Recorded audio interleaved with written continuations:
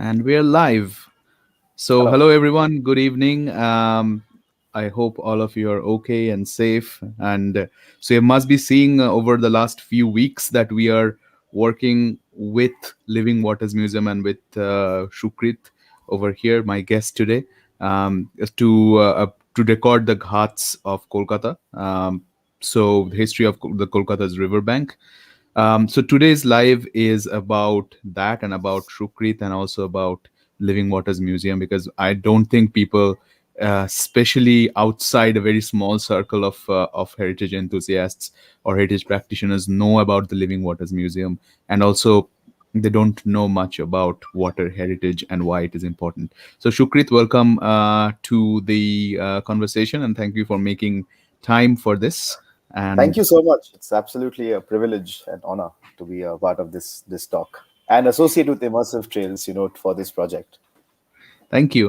So Shukrit, before I start, we go into deep into Living Waters Museum and water heritage conversation, I just Mhm. want to ask you how you started in terms of as a like how what was your journey to become a like architect or someone interested in conservation? So, I'm a musician. I've been practicing music for the last 22 years now. I think that was my first, entry to a concept of heritage. And I was playing music as passion, and only when I, started studying architecture in my bachelor's, it was then I realized that. And I also come from a very, one of those traditional families. We live in a 100-year-old house, and when we come into it, there's heritage all around me. There's a lot of music in my family. There's a lot of, even with the dress we wear, even with the food we eat, there's a lot of oitihashik byapar shapar. Whenever we would have anything, my dadu or my parents would be like, "Eta amader baba ঠাকুর দ্বারাও করেছে," like that. So that's how the conversation started. And when I started studying architecture, I for naturally, even in my new designs, I would have elements that I am used to seeing since childhood, and I would have elements of old buildings and old Calcutta charms in it, and that is where I kind of got introduced to the concept of heritage. And later in life, when I started doing my master, in my architectural thesis itself, I realized that I don't want to just stick to just the tangible bit of heritage. I have to go. There's so much more beyond, and I try to kind of link my music and the architecture together, and that is where I thought that conservation architects, I think, when like I worked in a conservation architecture firm for my internship, and that is again a place where I got exposed to the fact that I cannot just remain two buildings. I have to go beyond it. People, the activities going around it contribute so much more to the entire discourse of heritage. And I did my master's in heritage management post that, where I really tried to bring a confluence between the tangible and the intangible. And I realized that differentiating the two was probably a big mistake. I That's what I think. Like, it's again those elitist approaches towards heritage conservation. And since then, I've really tried to look at heritage from a very holistic point of view, and not just stick to the build point, but also look at the social aspects, look at the political aspects, look at the economic aspects that is there. And it was in Ahmedabad, where in the Center for Heritage Management, where I was doing my masters. I got introduced to Living Waters Museum, which was a virtual. Dr. Sarah Ahmed, who's a director, she was an adjunct professor there, and she introduced me to this concept of Living Waters Museum, which is a virtual museum. And that is where I thought that, okay, people are documenting water heritage structures like step wells, because we are based in Ahmedabad. We have a lot of documents in the western side of India, and and they were doing a lot of work around step wells and the water bodies around Ahmedabad, the dhobis and Sabarmati and all these things. And that is where I thought that, when we talk about music, for example, there is so much of water heritage that is also kind of there in the music itself. When we talk about Bhatiyali music, for example, the fishermen and their songs that they do, that is also, I personally feel that's also documentation. Like, a fisherman is basically narrating out his life on the boat. Like, when we write a blog and we write about a fisherman village, what we write is exactly what a song says. And the way they contemplate life with the music, Now there's a little bit of a trick here. Now we can't tend to romanticize it, because that is what happens when we bring in a lot of intangible aspects. But we definitely cannot let that go, and that is what really fascinates me. Like, really fascinates me, how we connect the intangible and the tangible, the linkages, and that is where I think the community really connects with heritage. And so this is how my journey has really been with heritage, and then getting connected to Living Waters Museum. That's So great, yeah. and thank you for like hitting the nail on its head about that heritage structures. Like heritage is not all about structures, and I think that Absolutely. is where we get wrong quite a bit in terms of planning and all of that, because Mhm. structures don't stand in isolation. There can be, as you said, a lot of meanings imbued in them through like politics and cultural and on all of these things. So thank you for talking about that, because I think that's it's very important nowadays to in order to plan and look forward in terms of in the 21st century. To do anything with heritage, we need to take that holistic approach. So those who are listening, if you have any questions, do feel free to write in the comments, and or if you're watching on Twitter, then feel free to um, tag us on Twitter and ask your questions. We will be happy to take them on, and Shukrit will be happy to answer them as well. So now moving on to the concept of Living Waters Museum. You said that it's a virtual museum. So what is the concept? Like, why a Living Waters Museum? Um, so I remember having this conversation with Dr. Ahmed, and when we first sat down, her main concept was that, again, heritage has been a very we have always taken a very elitist approach, and there's kind of a notion that heritage is only for the people who can afford it, or people who belong to a certain category. But if we go to the ground level, we realize that every it belongs to everybody, and everybody actually lives with a little bit of heritage. And I think water is one commodity that is a necessity, and since people still use it even today, there is a lot of heritage that is kind of associated with the water in our day-to-day lives. Not just in a very exclusive sector like stepwells or something like that, but in a very day-to-day life, we are associated with a lot of water heritage, be it tangible or intangible. And Dr. Ahmed was like, we should create a platform where we can reach out to people all around the world with this. And the easiest example, and this is pre-COVID, where the virtual concept of virtual wasn't really, Mhm. it was booming. I wouldn't say it wasn't a thing, but it was booming. And I think that is where she kind of, came up with the concept that we should come up with an online repository of water.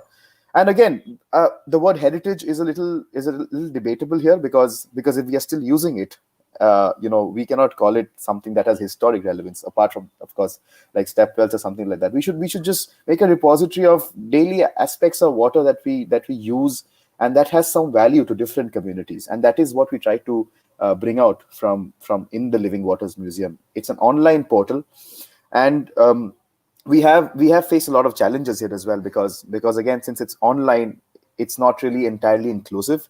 But Mhm. yes, people are getting access to mobile phones these days. So we are really trying to see ways by which we can, although it's an internet based organization, it's a virtual organization. How do we reach out to more and more people? And living waters, because water is something that's never really stagnant, and I think the Mhm. word really fascinates me, because water is something that's actually never stagnant in whichever form you have. Like, we use it, it goes, evaporates, comes back again. So that's why Living Waters Museum. And it also gives a very it's not static, so it's flexible, it keeps going on, the story keeps moving. And that's how we roll. So And that's great. And so yeah, I mean, in terms of water heritage in India, we just like stepwells after the declaration of World Heritage like status on certain stepwells. It's mhm. become very big. Like it has almost become a buzzword. So go somewhere, and Right, if you want to talk about water heritage, you see right, the right. stepwells. But that also, as you said, has a very elite bias in itself. So Mhm. In fact, So another in thing terms, yeah. I would like to mention is that one more vision that Living Waters Museum as an organization has is to really look into the role of women, and that's something that we have really looked into. Most water heritage aspects that we have looked into, because again, water is a daily commodity, and and women, especially when we look at step wells, there are so many step wells that women personally use, and there are so many step wells that have been ordered and designed by women to just for women, and how they've been used earlier and how they are being used today. So even to get in that contrast, and even today when we look at a lot of these water heritage areas where the water is being used, I think the role of women is a very vital. And Mhm. I think it becomes an interesting medium to also talk about the role of gender in these aspects. So yes. Yeah, I mean, gender and also communities, as you said, who live on the river, like live Absolutely. on and around the river, and the river is a part of the huge part of their lives. So and not just the river, I mean, sea coast and all of that. So what are like, before we come to the Ghats project that we are doing right now, what are some of the exciting projects that Living Waters Museum is doing elsewhere in India or the world? So, I'm going to take reference of three projects that we've really worked on. One is the Stepwells map.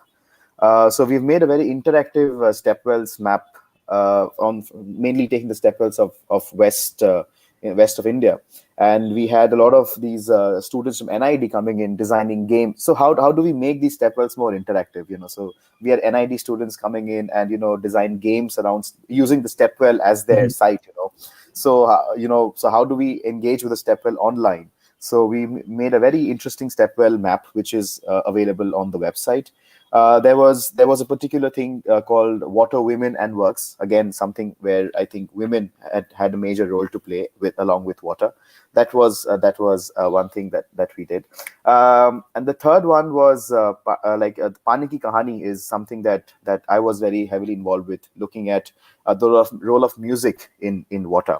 So it was an open call that we did just almost a year back when the lockdown was launched, and everyone was at home. So we tried to see how people engage with water through music, and not just music, actually dance and Mhm. like theater and poetry. And we got some very like fantastic entries from all around the world, actually. And how there are people who celebrate rivers, there are people who celebrate who have songs that mark protests because of dams coming in on the rivers. There are songs of love which is around the river, and there are just so many things that came up, and we were absolutely like. And even monsoons, when we look at maybe Indian classical ragas, like Malhar is a rag that goes back to like so many years, and it has Yeah. such deep association with water. So we looked at different aspects, around music and water. Then also, not just water, but how water utensils can be used as a mode of music. So maybe the ghatam, or maybe the udu, Mhm. which comes from Brazil. These are all water carrying utensils which were primarily used as instruments by people around it, because they had nothing else to play. And Mhm. so this was a very interesting project, and a project very close to my heart. And all this is available on our website and on our YouTube channel as well. So y'all are free to look out. We have some great entries. And currently we are working on another very interesting project, which is in Mumbai, which is called the Mumbai Water Narratives. And we are looking at different stories around water in the city of Mumbai, looking at how communities communicate with not just the sea, but the fresh water that is available in the city. And looking at the Koli community, who have, again, music around their waters, who have their own plays around water. And not just that, we're also looking at how in modern times have these waters been represented through graphics and through paintings. Mhm.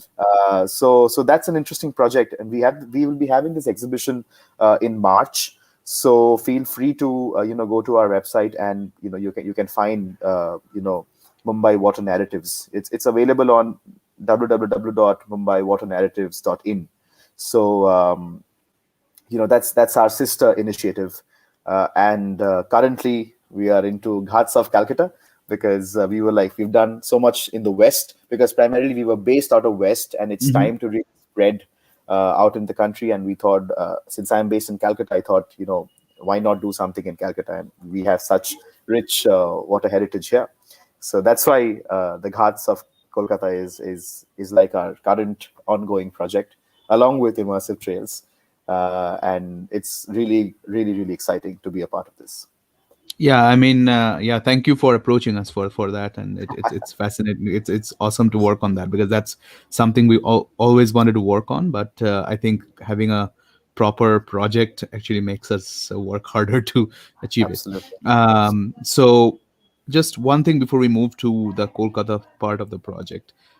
So, water is something which is becoming like drinking water, for example, or water that people can use on daily basis. This is becoming very contested. Like water spaces are becoming very contested spaces.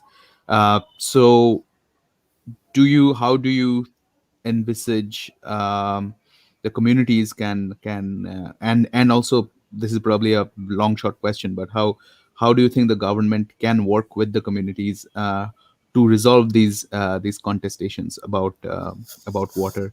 I mean, you see that all over the world, right? You see in Canada, you see in indigenous lands yeah. in the United States, Hmm.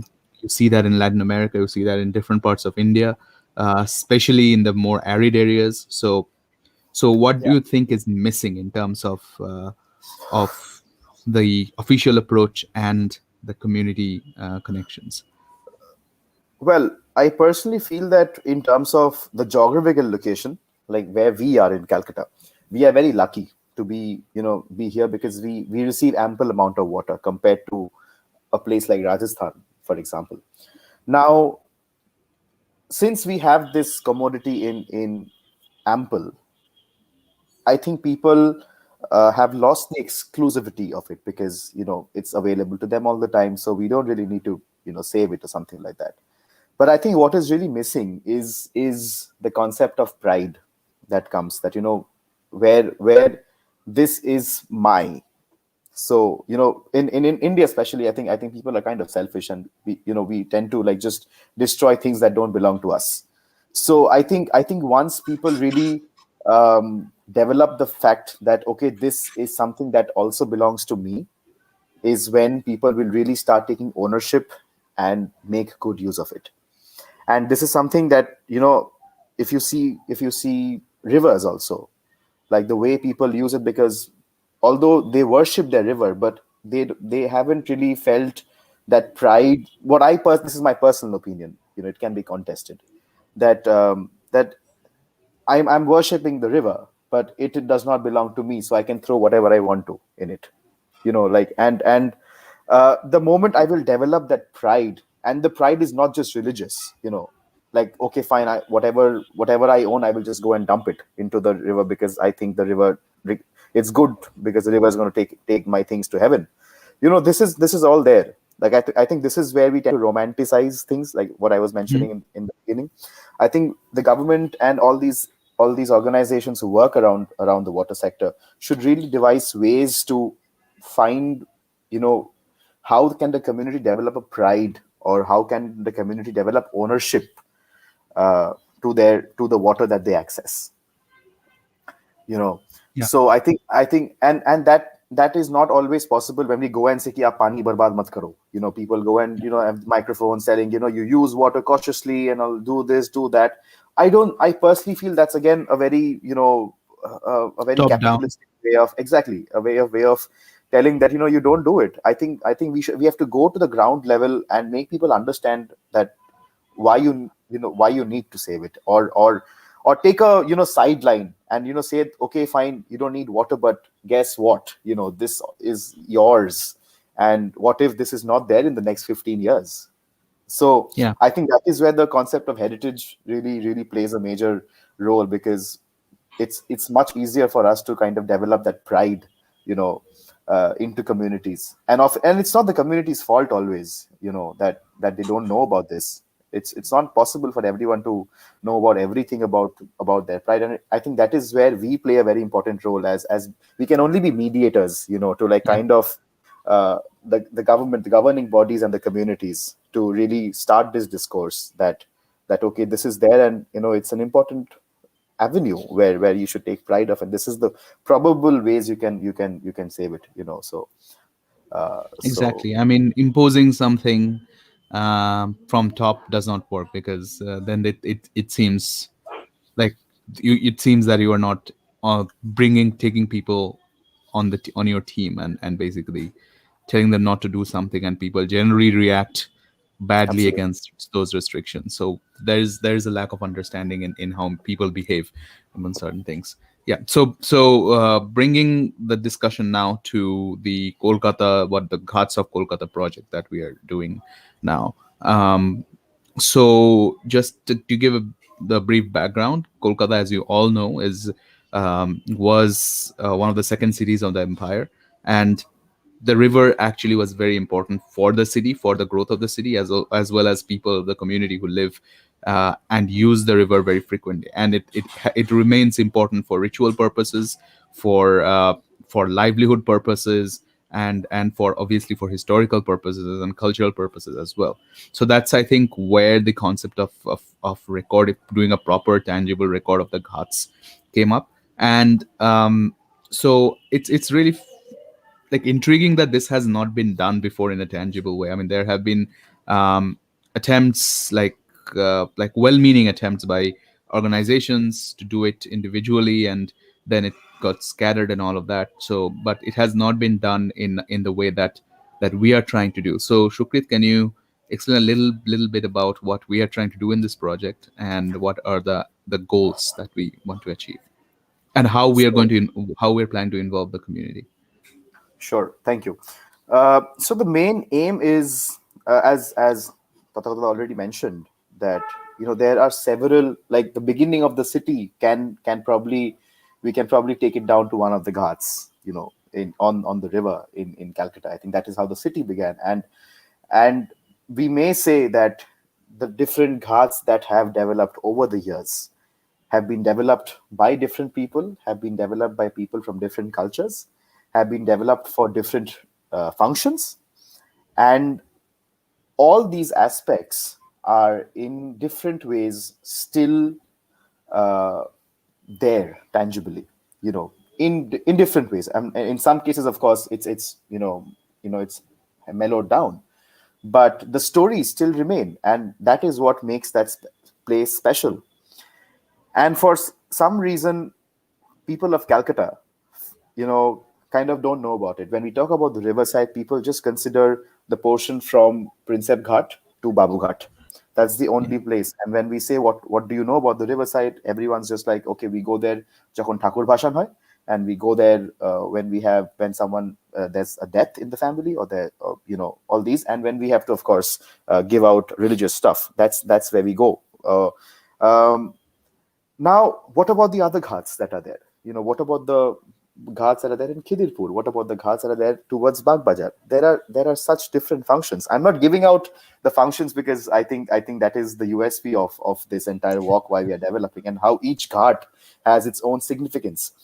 Um, and not only that, through this, like, not only are we trying to really bring out these narratives of the different ghats that exist, even architecturally, I think people, the diaspora culture that really shows out in these ghats, of different culture, different times, of when these ghats were really established, how the designs of those times, designs of those culture also kind of, they are a tangible evidence of those times that still exist, which people fail to often recognize. They are a part of it. People are still using it, but people don't realize that how exclusive is this.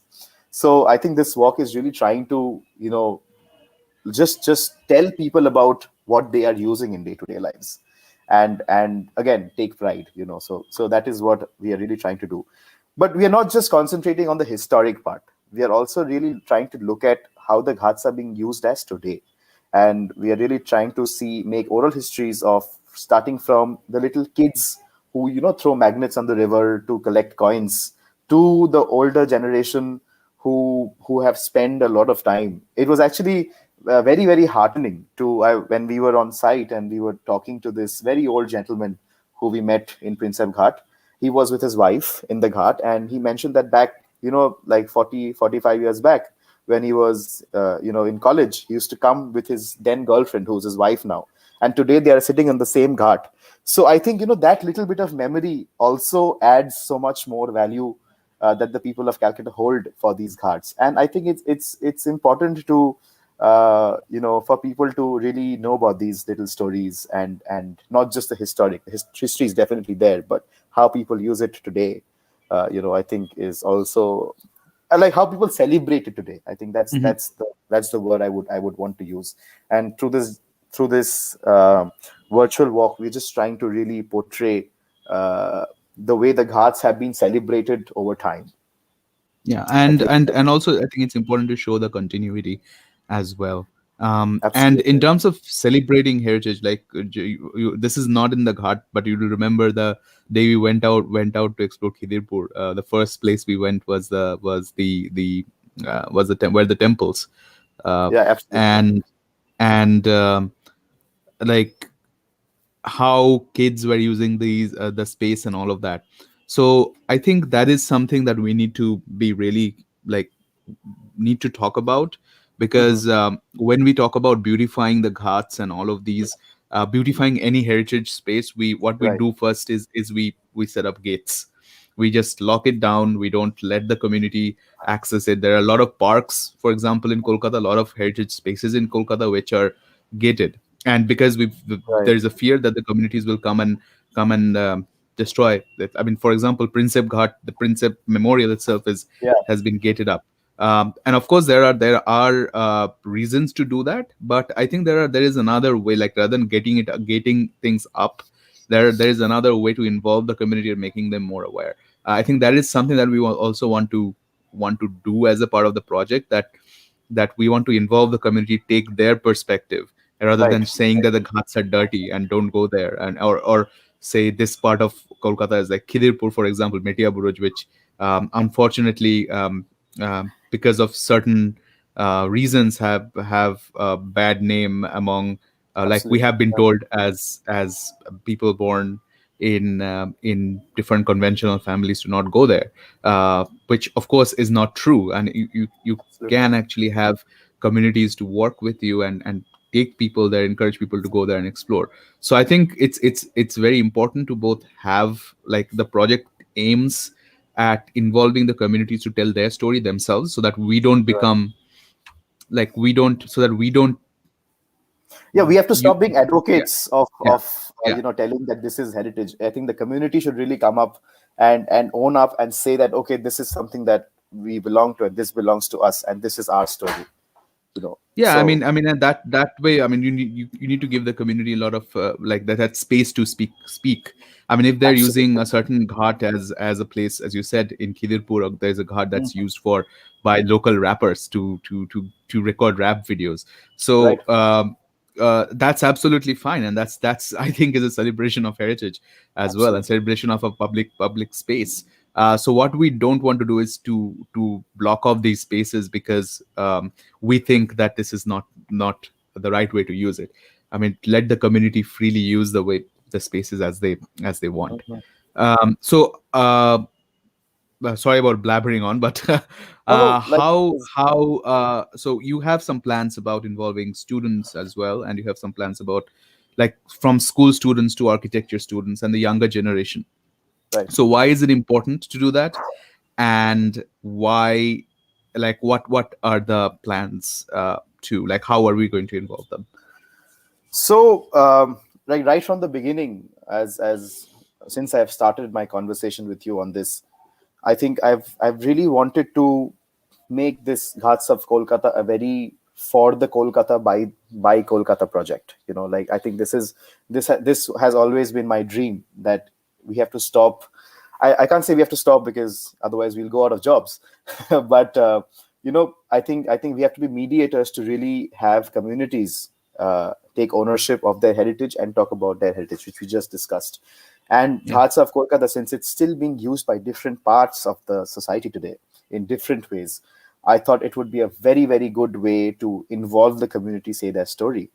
And that is why, when we talk about heritage documentation, we just talk about, our CAD drawings and line drawings of these structures, and maybe video recordings of that, or photographs of those structures. But how can we say the story of the same place in different manners? So we try to involve. I'm doing another small project with school students, where when we were discussing water heritage, and they asked me to share what is the work that I'm doing with the Ghats of Kolkata.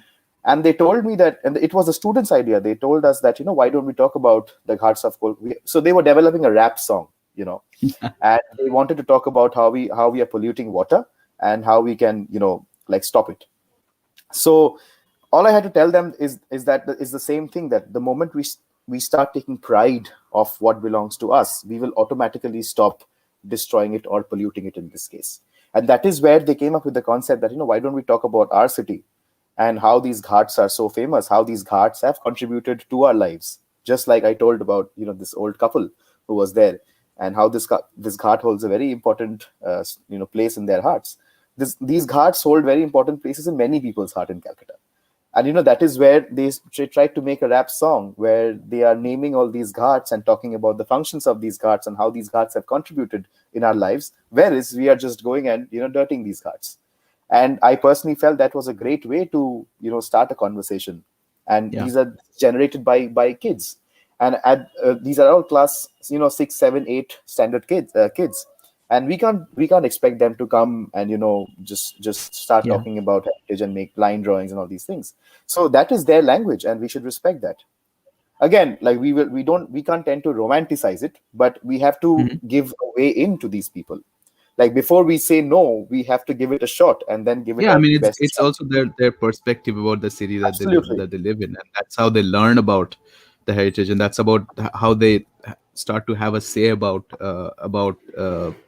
the heritage Absolutely. of their city. Absolutely. Absolutely. We're also trying to look at architecture students, like, we have to also look at conventional ways, because if we want to present it to, this idea is not just to develop pride within the community, but this is also to start a conversation with governing bodies, to really look at this aspect of Calcutta and take necessary steps. So we have to take conventional, steps as well, which includes the architectural drawings of certain ghats. So we are also planning to involve architecture students, and then there are many heritage enthusiasts who have already gotten in touch with me, and said that, okay, I want to be a part of this. They want to talk to people, they want to go to the ghats and see these buildings and these structures. So we are planning to do architectural drawing of certain ghats, which are of architectural relevance, and are also wearing down. And third is, very, very interestingly, I had posted a picture of the Ghats of Kolkata, and a theater group kind of approached me, because I mentioned about this people centered approach that we are trying to take. A theater group which consists of really, like, mostly retired men and women, and they do theater because they like doing theater. Hmm. And they were a part of Paniki Kahani. I think that's how they got linked to this. And they reached out to me, said that, how can we be a part of this? And this is what made me really feel good, that, okay, this is creating a buzz. And the fact that people are thinking of making a little bit of a theater around the ghats, or maybe just using the ghat as their backdrop for their theater, is something that really makes me happy. And it makes me feel that, okay, I think we have kind of achieved a little bit of success in just Yeah, starting. I And mean that.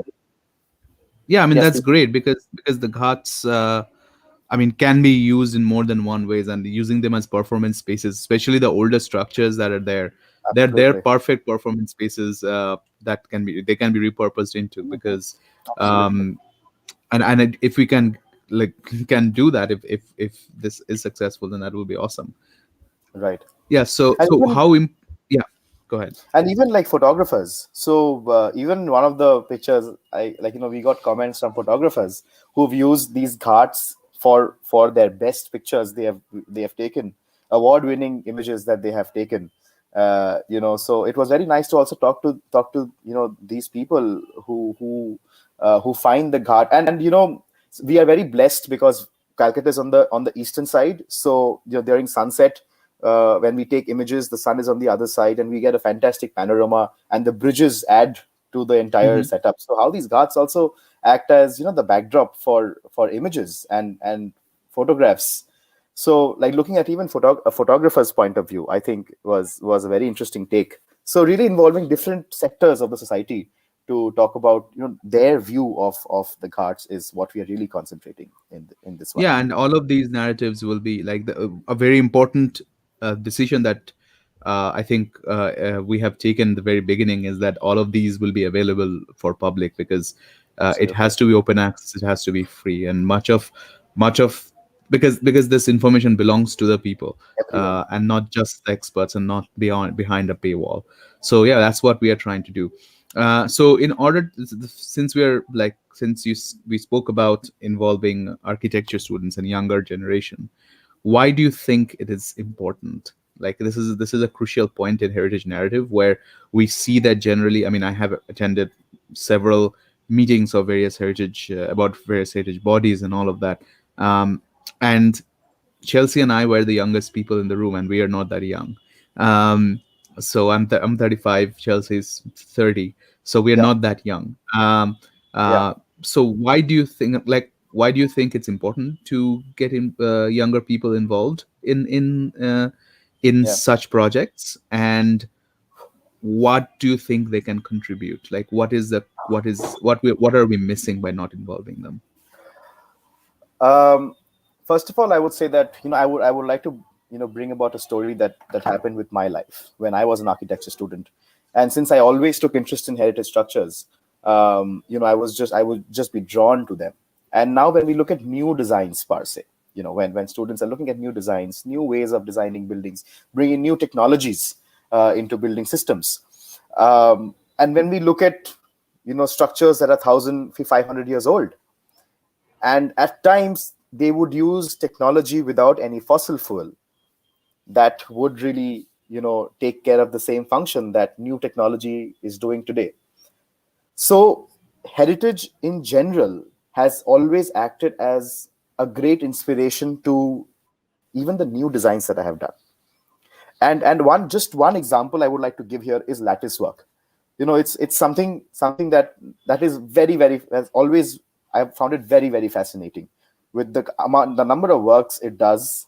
For example, starting from light and shade, starting from so when I take children out for, these architectural walks, I always make them do this small exercise of taking their hand out here and just doing, when we do that, Mhm. there's warm air coming in, and when we do, there's cold air coming in, and this is basic science. And because when warm air goes through a very small hole, it just becomes cold. And this has always fascinated me, and the way they have used science and, to involve technology that we use so much of money and fossil fuel to, take care of today, is always fascinating. And that, therefore, I think once architecture students, really get to the crux of why these buildings are designed in that particular way, I think it's going to solve half of their doubts that they have while designing. And so this is a story from my personal, and I think this is what, um, I feel students of architecture should definitely go through. Like, 1,000 years back, they're building such technology without machinery, and it's still working today.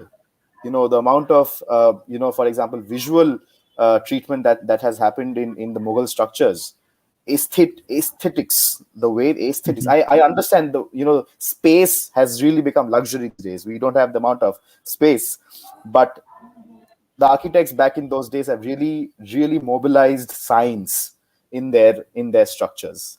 And I think today's generation, it's really important to understand, that aspect of how to, design smart, instead of designing more. So, Yeah. I think that is where I feel that, introduction to historic structures in a very I understand why there are old people, because the moment we start going to heritage, all these lectures, people start talking about dates and these years and people who build it, and it does become boring. Now I will take interest in that because I'm interested in it, but not everyone will.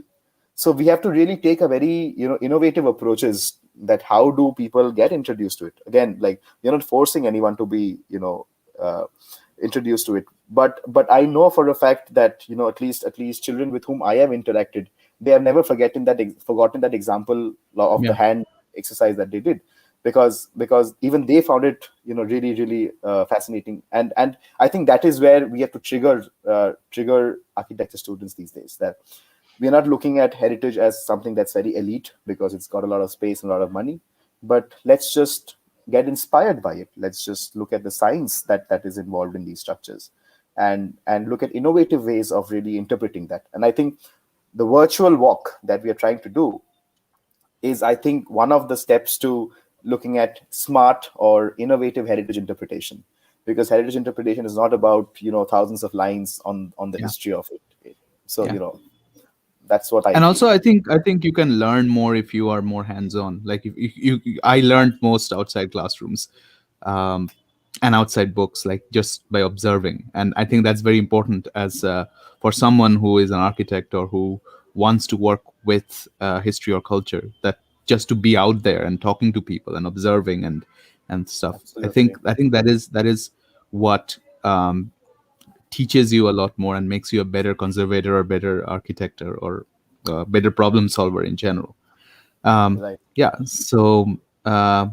So when do you think, like, what can people look forward to apart from the vlogs that we are doing, like micro Mhm. vlogs and pictures that we're putting up on our social media? When do you think, like, things are going to come together, and tentatively when they can have access to what we are putting together for everyone? I'm really looking forward, like to set up at least we plan to launch this walk on the 18th of April, which is World Heritage Day. And because although these ghats are still being used, but it's got importance of heritage, and it has to be celebrated. So I think 18th of April is the day we are looking at launching this project. We've already started our work. We've already started documenting these ghats and looking at ways to interact, how people interact with these ghats. And we are hoping that we'll be able to uh, jot this all down, because there's a lot of data for sure.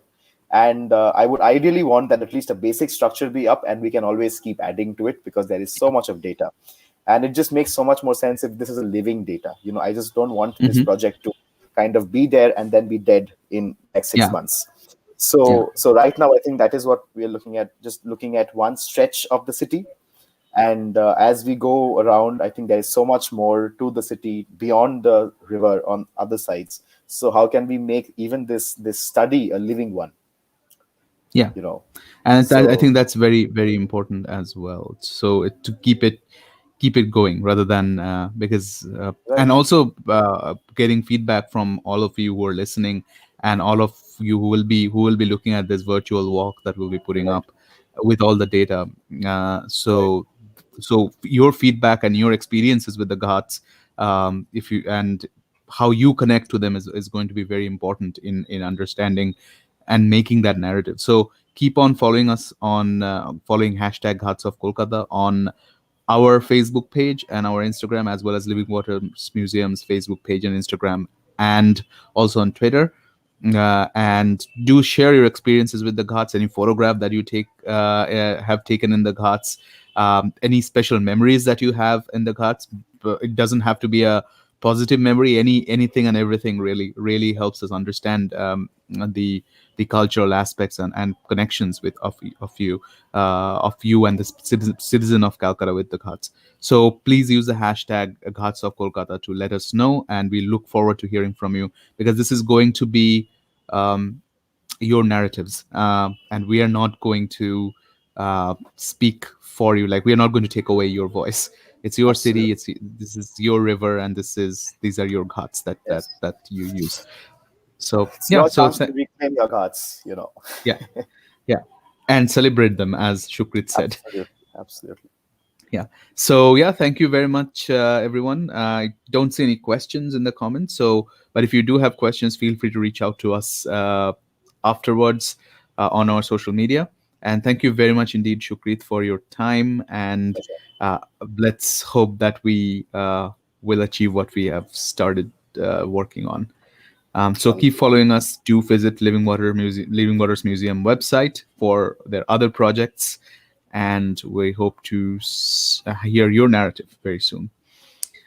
Good evening and good night, everyone, and yeah, take care. Good night. Thank you.